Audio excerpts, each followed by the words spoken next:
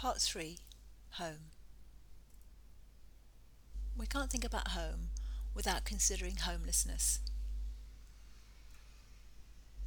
The definition of a refugee, and there are many, but this is useful: a person who has been forced to leave their country in order to escape war, persecution, or natural disaster. Architecture is often witness to human suffering. This is an image of Dresden in Germany after raids, bombing in the Second World War.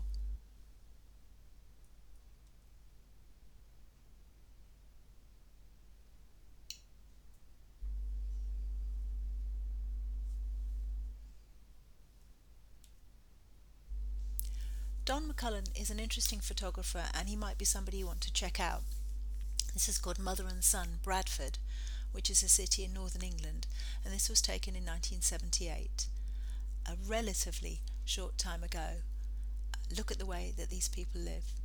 McCullum is very good at, I think, photographing and empathizing with his subjects. 6,500 people sleep rough on the streets of London every year.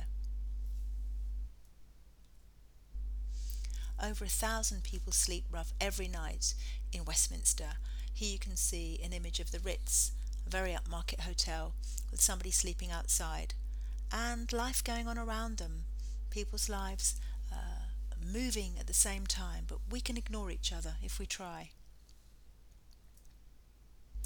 In London every day, 15 more people are sleeping rough for the first time.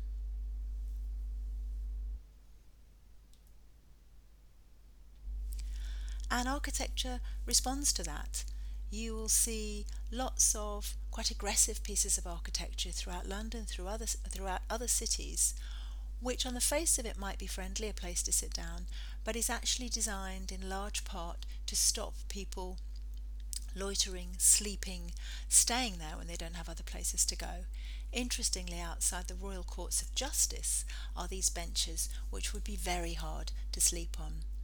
On the left you can see these spikes, these spines, which are often put in the windows or the frontages of hotels or fancy office blocks, again to stop people spending any time there. At the bottom is a piece of design called the Camden Bench, Camden being a borough in North London. You can perch on that and wait for a bus, but there's no way you can sleep on it. This is a fascinating photograph. The photographer for National Geographic magazine has taken a photograph of 2 or 3 lives happening in parallel. You can see the guy sleeping or collapsed outside of the coffee shop, and you can see the 2 women inside who clearly think the photograph is about them. They are happy, they are getting on with their day, and these lives are not crossing over.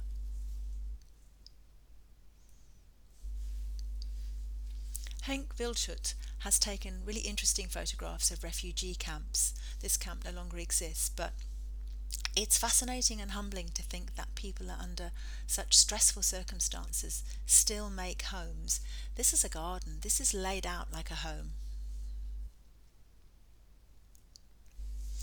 This is an extract from a book called The Global Soul, and it talks about somebody who was thinking in an abstract way about homelessness or nomadic lifestyles and then becomes homeless.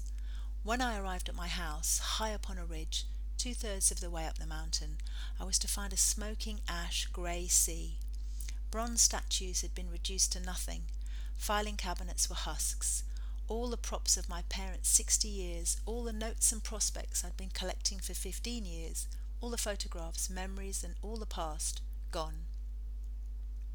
I'd often referred to myself as homeless, an Indian born in England and moving to California as a boy, with no real base of operations or property even in my 30s.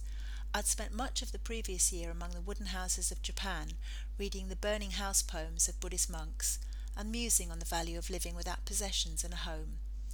But now all the handy metaphors were actual, and the lines in the poems, included in the manuscript that was the only thing in my shoulder bag when I fled, were my only real foundations for a new fin de siècle life.